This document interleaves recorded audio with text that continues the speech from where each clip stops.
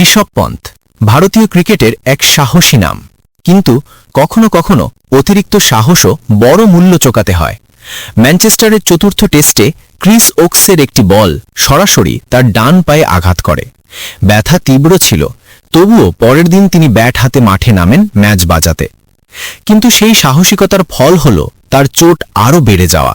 ডাক্তাররা জানাচ্ছেন পন্থের পঞ্চম মেটাটার্সাল হাড়ে ফ্র্যাকচার হয়েছে, যা সারতে প্রায় 6 সপ্তাহ লাগে। অথচ তিনি ব্যাট করে নিজের সেরে ওঠার সময়টা বাড়িয়ে ফেলেছেন। ফলত ওয়েস্ট ইন্ডিজ ও অস্ট্রেলিয়ার বিপক্ষে সিরিজে তাকে ছাড়াই খেলতে হচ্ছে ভারতকে। তবে সুখবর আছে, তিনি এখন অনেকটাই সুস্থ এবং বেঙ্গালুরুর বিসিসিআই সেন্টার অফ এক্সিলেন্সে ফিটনেস টেস্টে অংশ নিতে চলেছেন। সবাই আশাবাদী তিনি পরীক্ষায় উত্তীর্ণ হবেন এবং আসন্ন রঞ্জি ট্রফিতে দিল্লির হয়ে মাঠে ফিরবেন। দিল্লি ক্রিকেট অ্যাসোসিয়েশনও তাকে শর্ত সাপেক্ষে দলে রাখার কথা ভাবছে।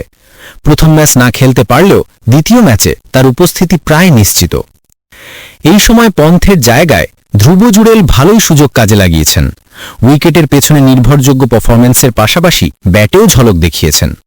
তবুও পন্থের মতো প্রতিভাবান ও ম্যাচজয়ী খেলোয়াড়ের প্রত্যাবর্তনের অপেক্ষায় রয়েছে পুরো ভারতীয় ক্রিকেট দুনিয়া। ঋষভ পন্থ আবার কবে ব্যাট হাতে নামবেন সেটি এখন কোটি সমর্থকের কৌতূহলের কেন্দ্রবিন্দু। কিন্তু একটা জিনিস নিশ্চিত, তিনি ফিরবেন আরও শক্তভাবে, আরও দৃঢ় মনোবল নিয়ে।